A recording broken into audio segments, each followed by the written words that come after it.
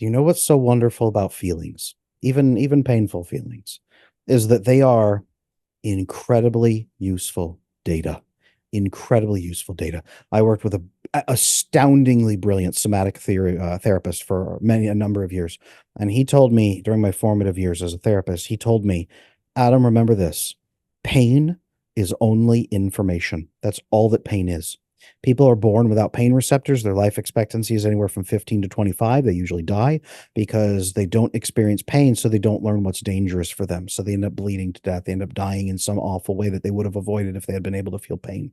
Your pain exists for a reason. Feelings are lights on a dashboard on the car. You look at them and it says, okay, check engine lights on. What does that mean? Well, let's figure that out. Let's figure out what that means. Tire pressure low, oil pressure. Okay. Your feelings are information on the dashboard coming up. So if you have a feeling, you stop and you say, what does that light mean? Well, maybe it means something from childhood, right? You could stop and go back and say, okay, what does that mean? What does that mean? Oh, well, it means that I'm scared because this reminds me of something scary that hurt me in the past. That's usually what it means. Okay.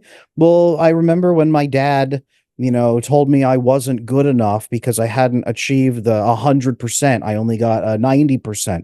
And so now I think everybody wants that from me. Well, is that true?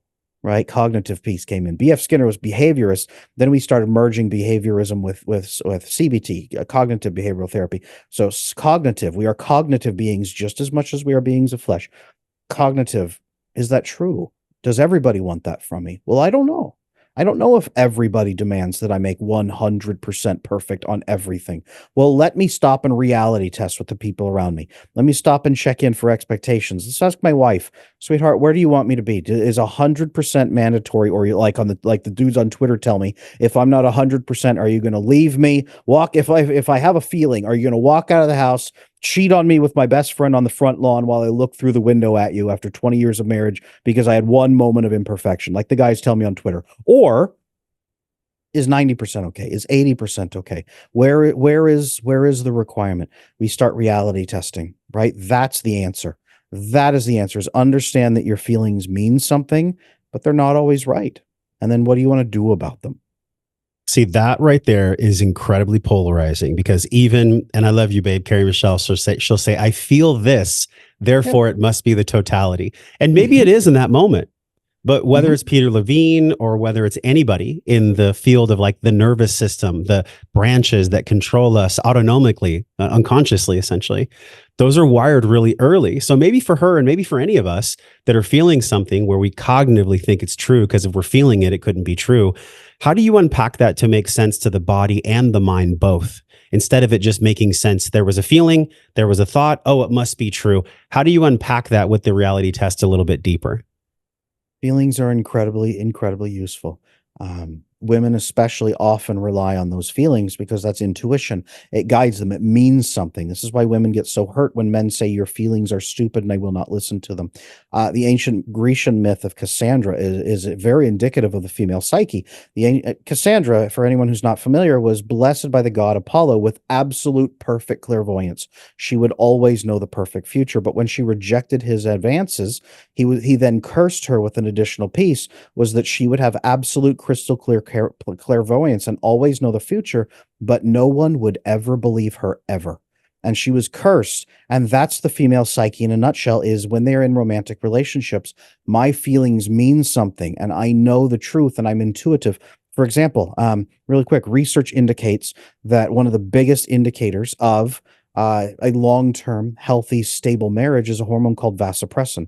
Vasopressin is released when we solve challenges together, overcome problems together. We work as a team. Men have more receptors for vasopressin than women do, Yeah. and that wanes over a while. It wears off. So we have to refresh it. We have to remember that we are a team. We have to remember that we keep working on things. She is our ally, and then that turns us toward her during a crisis. It rekindles oxytocin desire for bonding and intimacy with her, and it creates a new honeymoon phase. And we must do that periodically. Women detect that through feelings. We don't feel like we used to. We don't feel close. We don't feel like a team. We are stuck in a boring rut. Our vasopressin is wearing off. We should reintroduce stress and solve it together. Hey, babe, we should go camping. We should do something new. We should try something special. Lead me on an adventure. Introduce stress and then resolve it together. And then we'll vasopressin bond. Even though they don't know, maybe the hormone. They don't know what's happening. They instinctively, through their feelings, intuitively safeguard the relationship. So when the man says, no, thanks, we are shutting off a tremendous amount of the value that they bring to the relationship. So that right there is why wives crave not to be in control, but to be listened to and to be trusted and to have their feelings mean something to their husband. Yes. And this plays out on such a grand scale. I know that literally millions of people are dealing with this. Let's just talk about the North American continent, but we know it's for the world. There's this modernity, almost disease, where we have to have the best things, have the best kids. There's almost like this unconscious competition, specifically in America, maybe Canada.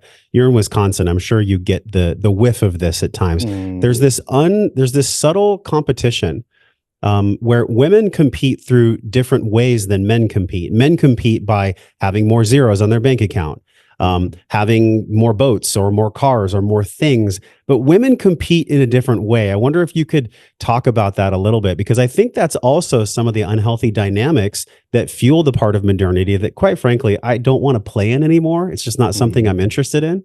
But what is the different dynamics about how women and men compete? How does that play out? What female hierarchy is fascinating, and it's not studied anywhere near enough. We've done studies with the chimpanzee hierarchy, which is really the closest thing that we have. Their female hierarchy is astounding, but the human hierarchy among females is incredible. Keep in mind that for women, your relationships are your status, and then the resources that you're able to command are also your status. Not necessarily the resources you bring in, but the resources you command. So the resources and the relationships, those are two gigantic indicators of female status, especially among women who don't have a larger life purpose other than survival or hedonism, which is really what we've collapsed into on the North American continent, is survive and engage in total hedonism with no long-term plan. Now, the couples who are fighting against each other, competing against each other, they usually don't have a longer-term plan. My wife and I, we don't have to compete with anybody because we're competing with ourselves continuously to build a stronger legacy. That is all we care about, is building a stronger legacy going forward for our family, for our kids, grandkids, great-grandkids. How good can we give it to them without destroying them? How much inheritance can we give them? Financial, but also skills, also wisdom, a spiritual inheritance, right? A relational inheritance. What can we pass on to the next generation? That's our competition. So we don't butt up against other couples and say, hey, we're in competition, let's be better than them.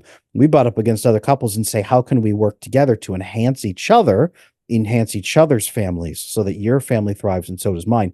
Healthy women do that. Healthy women don't form nasty cliques and then fight each other.